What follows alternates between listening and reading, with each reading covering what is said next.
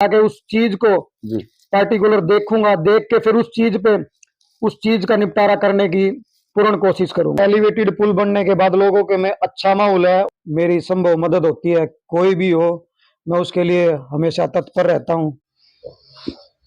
नमस्कार, मेरा गांव मेरी पहचान कार्यक्रम के तहत गांव व शहरों का दौरा कर रहे हैं। इसी कड़ी में आज रोहतक में पहुंचे हैं, वार्ड 8।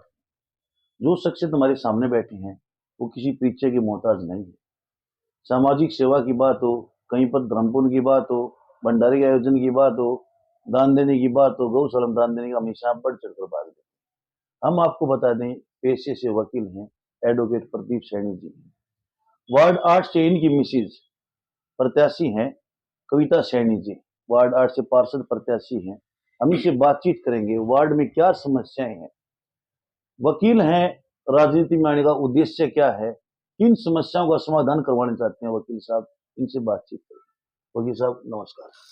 सबसे पहले मैं अपने भाई पूर्ण सिंह कौशिक जी को और उनके चैनल को सभी को मैं नमस्कार करता हूँ। नमस्कार सर। नमस्कार हमारे सर। दर्शकों की तरफ से भी आपका हमारे चैनल पर स्वागत है।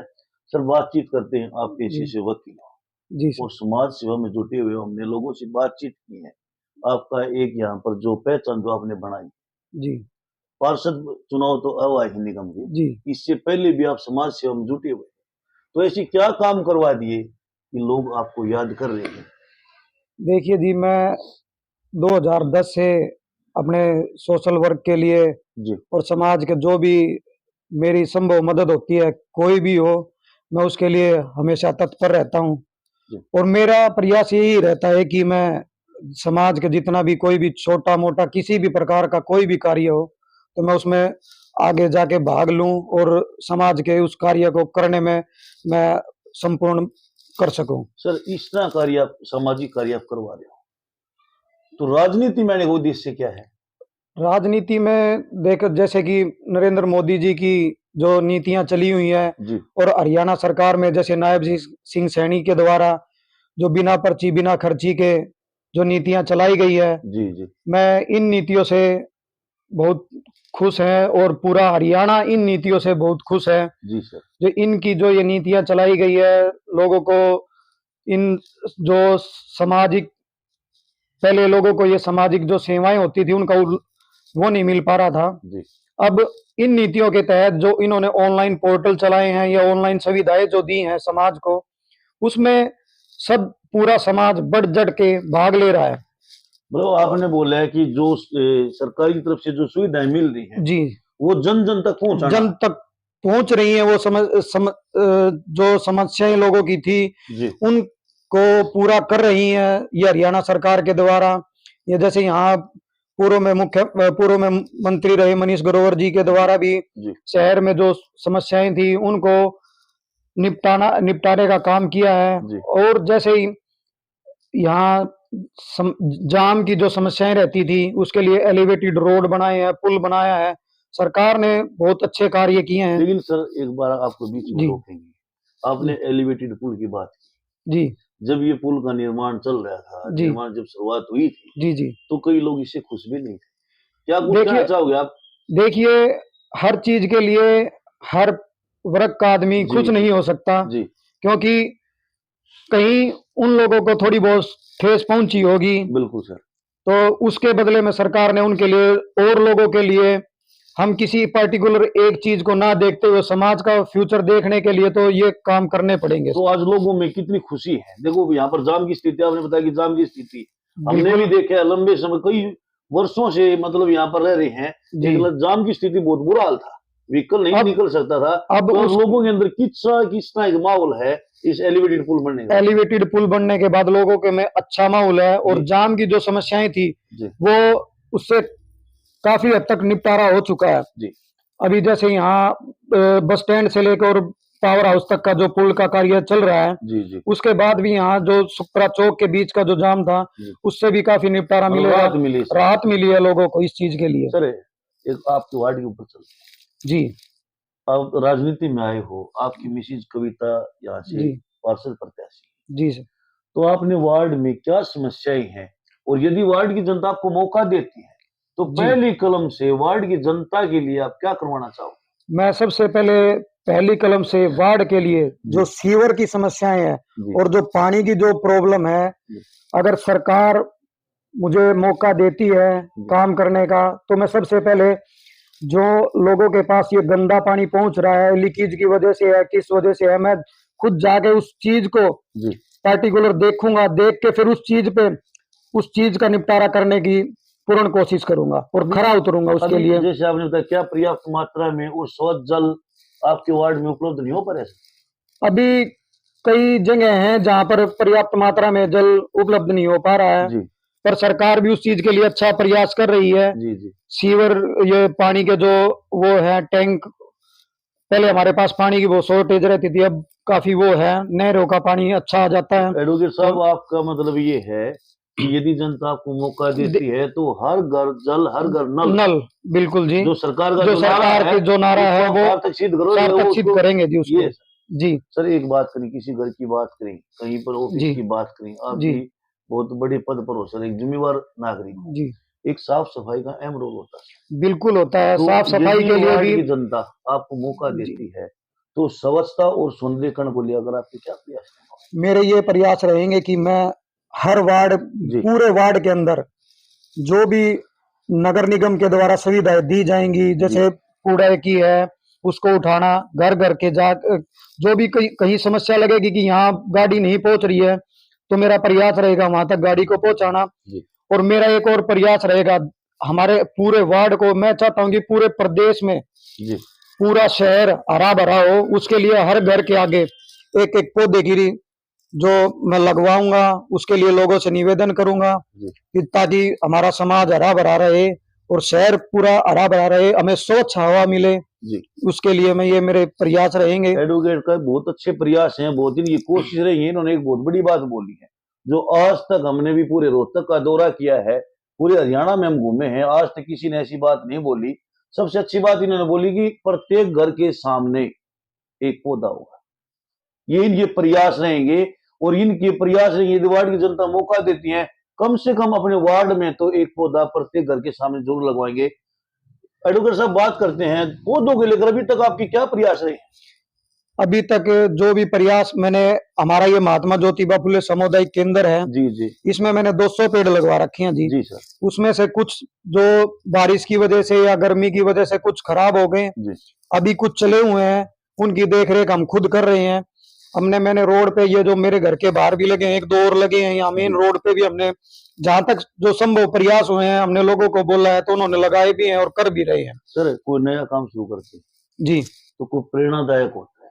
जी एक युवा, हम कहेंगे छोटी उम्र में आपने एक सोच अपनाई कि हर घर पेड़ लगवाएंगे सामने, जी। तो इसकी जो प्रेरणा है आपको कहाँ से मिली और क्यों इसकी जरूरत पड़ी कि हमें जो पेड़ लगवाने चाहिए, इस काम को हमने क्यों महत्व दिया? देखिए, समाज में और हम पूरे प्रदेश में भी लगाए हैं, जी तो हमारे पास हरियाली बहुत कम है, बिल्कुल सर। तो पोल्यूशन बहुत ज्यादा हो रहा है, जी जी लोगों में बीमारियां बढ़ रही हैं, जी वो सिर्फ पोल्यूशन की वजह से ही है। बिल्कुल बिल्कुल सर। और जो हम खा भी रहे हैं वो सारा पेस्टिसाइड खा रहे हैं, जी जी क्योंकि खेत में अगर जमींदार पहले 30 मन का किला होया करता है, बिल्कुल 80 मन का किला बना बिल्कुल। दिया है, तो वो हाँ, तो सारा जमीन पर जहर जो जहर जहर जहर ही खा खाद रहे का हैं, असर है जी। खाद का असर है। जी तो और मैं अपने जितने भी युवा साथी हैं जो मेरे वो हैं, और समाज के और पूरे वर्ग के युवा साथियों को मैं एक और आपके चैनल के माध्यम से एक और नारा देना चाहता हूँ जी कि वो नशा मुक्त प्रदेश बनाए हमारे जी जी उसको। जी जितने भी ये नशे के लोग कारोबार कर रहे हैं, उनके खिलाफ उचित कानून कार्रवाई की जाए, और जो हमारे आस पड़ोस में जो बेच रहा है उस पर प्रतिबंध लगाया जाए, ताकि हम आने वाली जनरेशन को अच्छे से और युवा को जी समाज में खड़ा कर सके, आगे पढ़ के आगे कहीं गस्टेड ऑफिसर लगे और अच्छी वो भाई पहुंचे। साहब, आपने एक नशे के खिलाफ बात की, नशे के जी तो हमने लोगों से बातचीत भी की, लोगों ने बताया कि आप किसी समिति से भी जुड़े हुए हो, जी तो आपके युवाओं को लेकर अभी जैसे चुनाव नजदीक है, जी। घोषणा हो चुकी है, नशे के खिलाफ आपका बहुत बड़ा अभियान है, क्या इससे पहले भी आपने नशे के खिलाफ का अभियान चलाया है? इससे पहले भी हमने काफी प्रयास किए हैं, जी और अभी 2-3 दिन पहले ही, पिछले हफ्ते में डीएसपी साहब का हमारे यहाँ दौरा था, जी जी और साथ में एसएचओ थे और डीसी साहब का भी दौरा था, वो नाइट स्टे था यहाँ पे महात्मा ज्योतिबा फुले सामुदायिक केंद्र में, जी तो वहां भी यही चर्चा हुई थी। और डीएसपी साहब ने बोला था कि आप प्रयास करो, अगर आपको कहीं भी ये लग रहा है कि यहाँ नशे का व्यापार ज्यादा हो हाँ, रहा तो है हमारे को तो सूचित हमें करो। सूचित करो, जी ताकि हम उन पे कानून कार्रवाई कर सके। जी तो हम हमारे यहाँ देखो, मेरे इस वार्ड में, मेरे इस एरिया में तो बहुत कम है ऐसा, पर जहां भी बाहर भी जो चल रहा है तो हम, हमारा यही प्रयास रहेगा कि हम कानून के साथ मिलकर उस पर कड़ी कार्रवाई करवाए। भाई वकील साहब ने बहुत बड़ी बात बोल दी कि नशे के खिलाफ बहुत बड़ा अभियान चलाने वाले हैं। इन्होंने यहाँ तक बोल दिया कि नशा किसी एक व्यक्ति को तबाह नहीं करता बल्कि पूरे परिवार को तबाह करता है।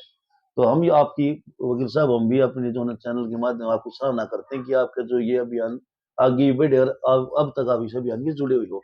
सर एक बात करते हैं, जी हमने वार्डों का पूरा रोहतक का दौरा किया है, आपका वार्ड 8 है, जी।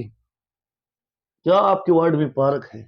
जो एरिया आपके वार्ड में आते हैं और जहां पर पार्क होते हैं वहां पर उनकी स्थिति अच्छी नहीं होती, झूले नहीं होते, हाँ लाइटिंग की प्रॉब्लम होती है, कोई ट्रैक की प्रॉब्लम होती जी है। जी। तो पहले आपसे बातचीत करें, क्या पार्कों की स्थिति, पहले तो पार्क हैं और उनकी स्थिति कैसी है? हमारे यहाँ एक महात्मा ज्योतिबा फुले सामुदायिक केंद्र है, जी जो गांव का जोड़ होया करता, उसका पार्क बनवा दिया गया था और उसमें कम्युनिटी सेंटर बनाया। जी सर। उसमें ही मैंने पेड़ पौधे लगवाए थे जी, और घास भी लगी हुई है। जी वो, उसकी स्थिति थोड़ी कमजोर है। जी सर। अभी भगवान ने चाहा और सरकार ने हमें मौका दिया, तो सबसे पहले हमारा यही प्रयास रहेगा कि उस पार्क की स्थिति अच्छी करें, ताकि गांव की लेडीज, बुजुर्ग और युवा साथी उसमें ट्रैक बनवाने का काम करेंगे, घूमने, ताकि शुद्ध हवा ले सकें। एक लाइटों की भी और दिक्कत रहती है सर। लाइट की भी समस्या है वहाँ, तो लाइट के लिए भी जो प्रयास रहेंगे वो करेंगे। सर और हाँ जी समाज में जो जैसे छोटी छोटी प्रॉब्लमें हैं, जैसे फैमिली आईडी की जी हैं, जी किसी का आधार कार्ड है, जी। इस तरीके की जो समस्याएं हैं, सरकार के माध्यम से और हम अपनी प्रयासों से उनको भी निपटारा करने का कोशिश करेंगे। मतलब सर आपका कहने का मतलब ये है कि वार्ड में जो समस्या जो भी आपको देखने समस्या को मिलेगी बिल्कुल उनका निवारण आप पूरा जो है दिन रात उन निवारण के लिए लगा रहे। बिल्कुल, अगर सरकार हमें इस तरीके का अवसर देती है जी और हमें मौका देती है, तो मैं पूर्ण तन मन धन से पूरे वार्ड की सेवा के लिए समर्पित रहूंगा। सर एक लास्ट क्वेश्चन हमारा, जी जहां पर युवा कोई कैंडिडेट होता है, प्रत्याशी होता है, तो युवाओं को अच्छी खासी उम्मीदें होती जी है। वार्ड 8 से महिला प्रत्याशी जी कविता जी, तो महिलाएं उम्मीद रखेंगी, बिल्कुल जी। तो महिलाओं के लिए यदि वार्ड की जनता कविता जी को आशीर्वाद देती है तो महिलाओं के लिए आपकी क्या प्रयास रहने वाला महिलाओं के लिए ये प्रयास रहेंगे जी, जो हमारे समाज की, जो हमारे इस वार्ड की महिलाएं हैं, है? जी उनके लिए जैसे हम ये प्रयास करेंगे कि सिलाई सेंटर खोला जाए, जी जी और एक लड़कियों के लिए भी और लड़कों के लिए भी एक लाइब्रेरी का भी प्रयास करेंगे, जी जी। ताकि बच्चे अच्छा पढ़ें और कहीं ना कहीं ऑफिसर बने। मतलब वो और दूर दराज ना जाना पड़े। बिल्कुल, जी हमारे यहाँ नियर अबाउट है नहीं, जी जी पर जो है प्राइवेट है, हम यूं प्रयास करेंगे कि बच्चों से कम फीस लेकर जी उन्हें पढ़ने के लिए अच्छा स्थान दिया जाए और अच्छी वो की जाए। और महिलाओं के प्रति अगर किसी प्रकार का भी कोई भी अत्याचार होता है, जी। तो उसके लिए हम तत्पर रहेंगे, ताकि उनके पर किसी प्रकार का कोई अत्याचार ना हो, जी। ना किसी प्रकार की कोई त्रुटि हो उनके साथ। सर एक हमारे चैनल के माध्यम से वार्ड 8 की जनता को क्या संदेश देना चाहो? मैं सभी से यही अनुरोध करूंगा, जी सरकार जिस भी भाई को मौका दे जी काम करने का और अपने वार्ड को सुधारने का, तो मैं उनसे यही प्रयास करूंगा, वो ज्यादा से ज्यादा अपने समाज में, अपने वार्ड में, और जहां तक प्रयास हो उसके नशा मुक्त समाज बनाएं, अच्छी एजुकेशन के लिए प्रयास करें, लोगों को पानी की है, बिजली की है, सीवर की है, उन समस्याओं से मुक्त कराएं। फैमिली आईडी की प्रॉब्लम है या जी। आधार कार्ड की प्रॉब्लम है, उनसे मुक्त कराएं। एडवोकेट प्रदीप जी हमारे साथ थे, इन्होंने बहुत बड़ी बात बोली है। आपने जैसे सुने समस्याओं का 24 घंटे वार्ड की समस्याओं का निपटान के लिए हमेशा तैयार रहेंगे।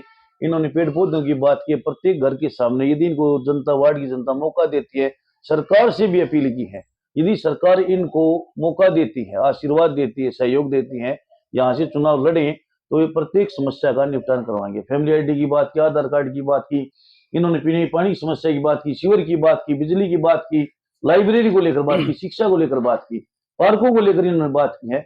तो इनका प्रत्येक का समाधान करवाएंगे। तो हम भी वार्ड 8 की जनता से और सरकार से अपील करते हैं कि ऐसे उम्मीदवार का मतलब चयन करना ही चाहिए।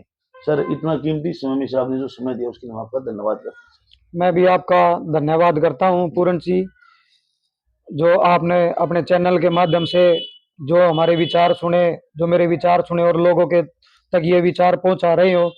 और मैं सभी भाइयों से अनुरोध करूंगा जी कि वो आपके चैनल को ज़्यादा से ज़्यादा सब्सक्राइब करें और इस तरीके की बाइट जी हर उसमें जाके, वर्ग में जाके, हर वार्ड में जाके आप लोगों से लें, उनकी समस्याओं का पता चलेगा ताकि वो ज़्यादा से ज़्यादा सरकार तक पहुंचे और उनका ज़्यादा से ज़्यादा निपटारा हो सके। धन्यवाद सर। धन्यवाद जी।